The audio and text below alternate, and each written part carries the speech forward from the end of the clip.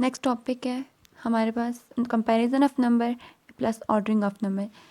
उसमें हमारे पास सबसे पहले एमसीक्यूज़ है। पहला एमसीक्यूज़ है in this sign open side of the symbol indicate. ये जो साइन है, ये सिंबल है, इसमें जो ओपन साइड है, ओपन साइड ये वाली, ठीक है, जो साइड ओपन है, खुली हुई है, वो क्या इंडिकेट करे, क्या बता रही है? लेस देन, ग्रेटर देन या इक्वल्स टू।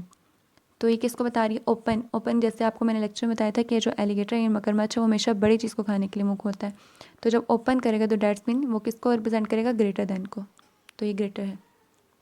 नंबर 2 है हमारे पास 560 और इस साइड पे 560 और हमारे पास जो ऑप्शंस हैं वो एक ग्रेटर का साइन, लेस का साइन और इक्वल का साइन है। तो अब हमसे पूछा बताएं 560 और 560 एक दूसरे के क्या हैं, इन दोनों में क्या रिलेशन है? तो ये दोनों एक दूसरे के क्या हैं? इक्वल हैं, क्योंकि इक्वल का मतलब क्या होता है? बराबर। तो हमारा कौन सा है? हमारा थर्ड ऑप्शन, ठीक है।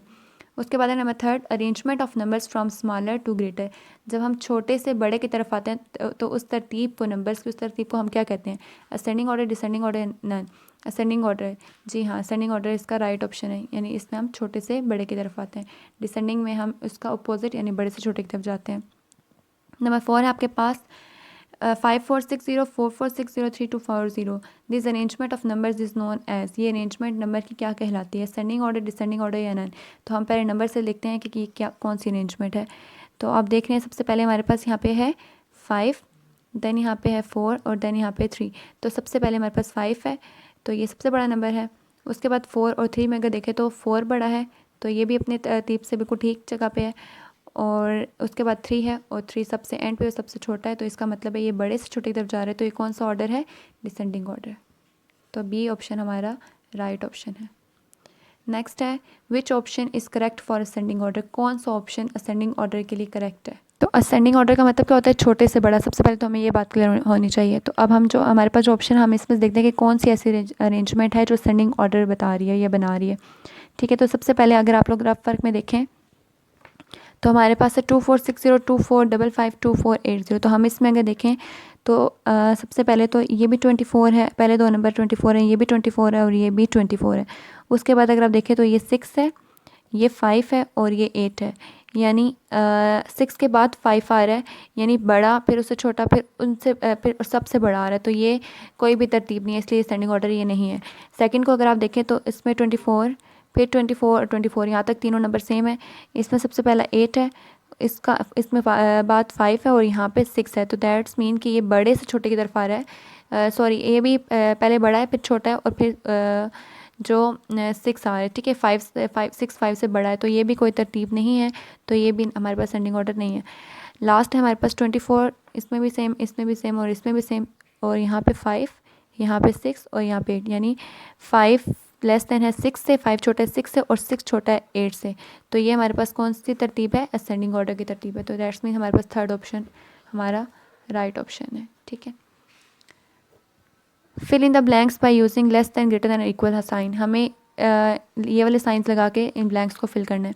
तो सबसे पहले अगर आप देखें तो हमारे पास है लेफ़्ट साइड पे 4605 एंड राइट साइड पे 5460। हमें देखना है इनमें से इनके दरमियान क्या रिलेशन बन रहा है। तो सबसे पहले अगर आप देखें तो ये 4 है और यहाँ देखें तो ये 5 है। तो डैट्स मीन जो 4 है वो लेस देन है, 4 है, 4 लेस देन है 5 से, तो इसका मतलब 4 छोटा है 5 से। तो इस वजह से ये जो पूरा नंबर है ये क्या हो जाएगा? लेस देन हो जाएगा इस 5460 से।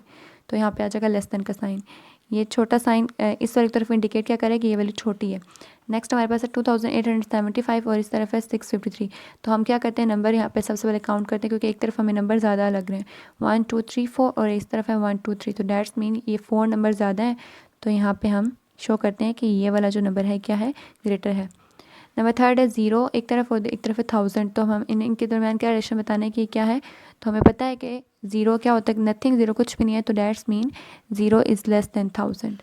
उसके बाद है 3430 एंड 3420। इनमें हमें क्या रिलेशन देखना है?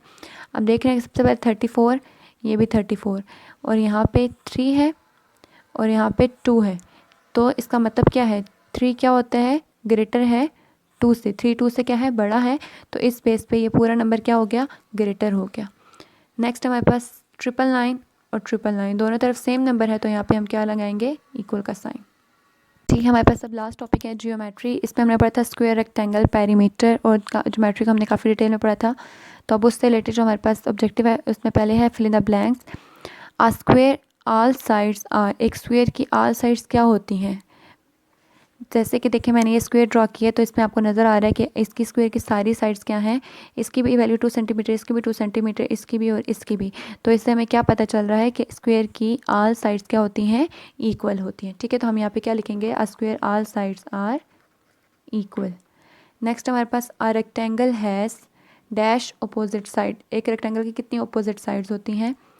तो यहाँ देखें आपको रेक्टेंगल से पता लग रहा है कि ये जो दो लाइंस हैं ये क्या है, इनकी लेंथ सेम है और इन दोनों की लेंथ क्या है?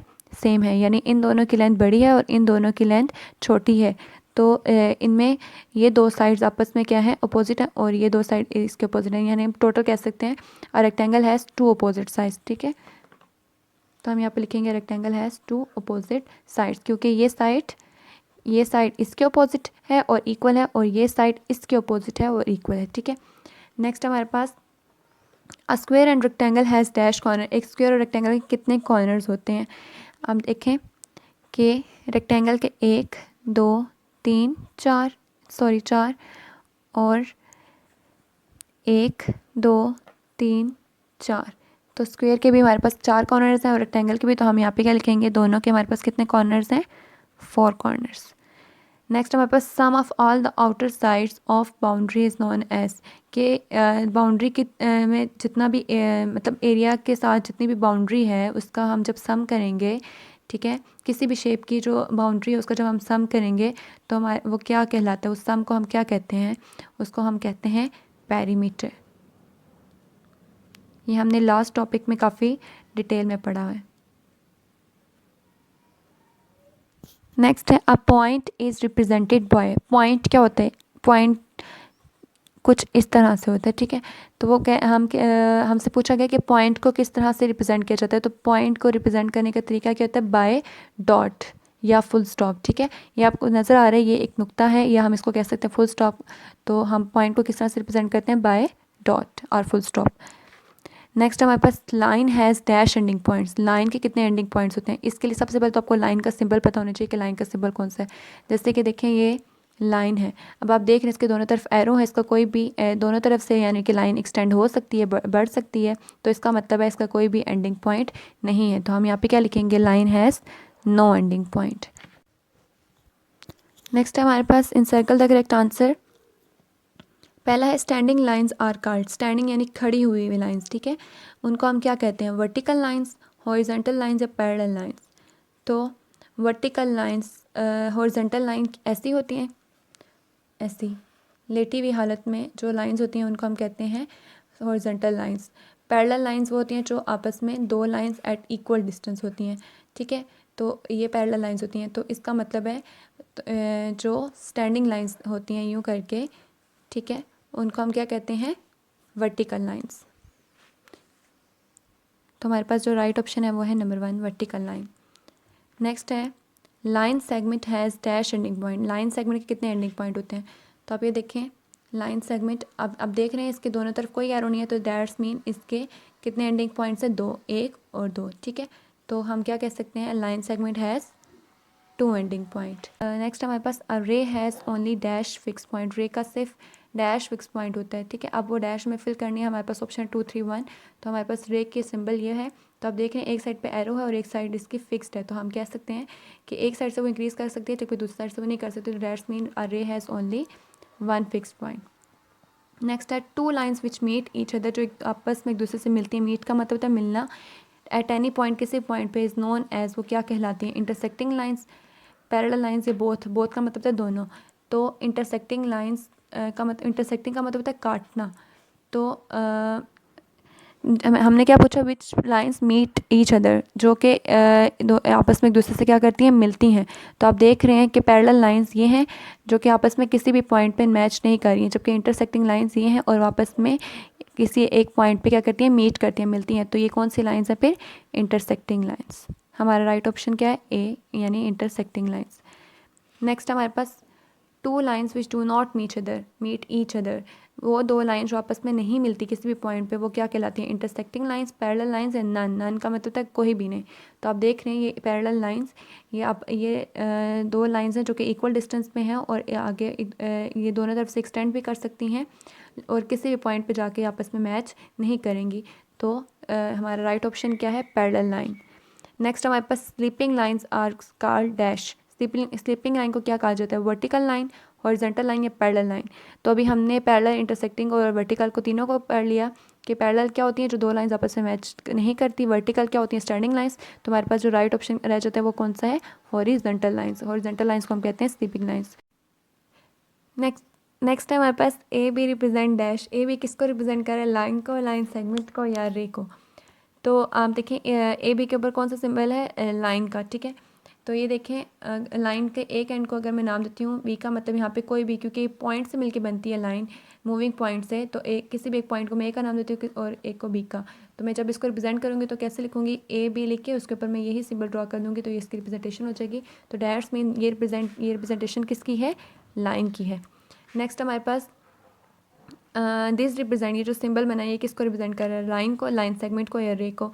तो रे का एक पॉइंट फिक्स्ड होता है, मुझे पता है, और एक साइड पे उसके एरो होता है। लाइन हम पढ़ चुके हैं, इसके दोनों साइड पे एरो होते हैं। तो हमारे पास क्या है? Line segment. लाइन सेगमेंट क्या होता है? लाइन का पीस, और वो मेजरेबल भी होता है। तो डैट्स मीन हमारे पास जो राइट ऑप्शन क्या है वो है B.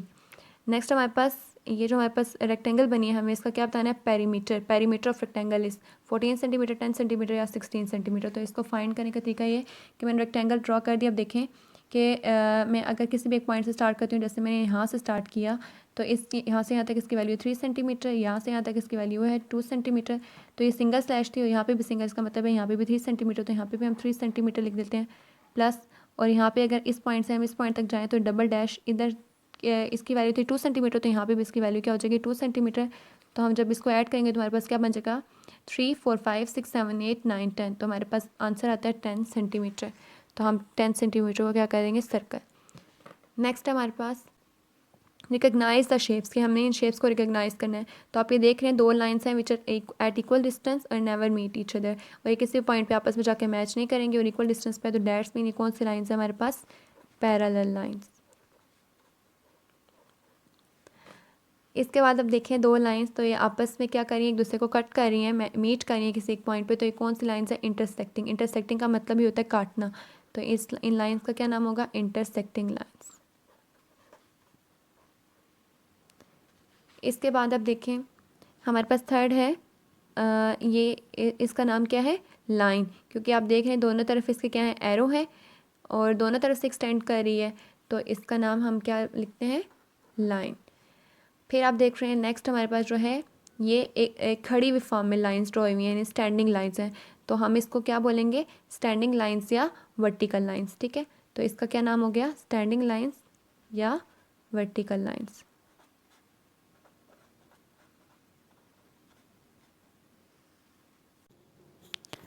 Dear students, I hope कि आपको ऑब्जेक्टिव समझ आ गया होगा और आपको इतना अंदाज़ा हो गया होगा कि हर टॉपिक से किस तरह का ऑब्जेक्टिव बन के आ सकता है। तो अब जब आपने पेपर के लिए तैयारी करनी होगी तो आपने इन ऑब्जेक्टिव्स को सामने रख के तैयारी करनी है, और ऐसे ही आपने खुद से ऑब्जेक्टिव बनाने हैं, ठीक है, ताकि आपका हर तरह से कॉन्सेप्ट क्लियर हो जाए और जब पेपर में आए तो आप उसको अच्छे से सॉल्व कर सकें। Thank you so much. अल्लाह हाफ़िज़।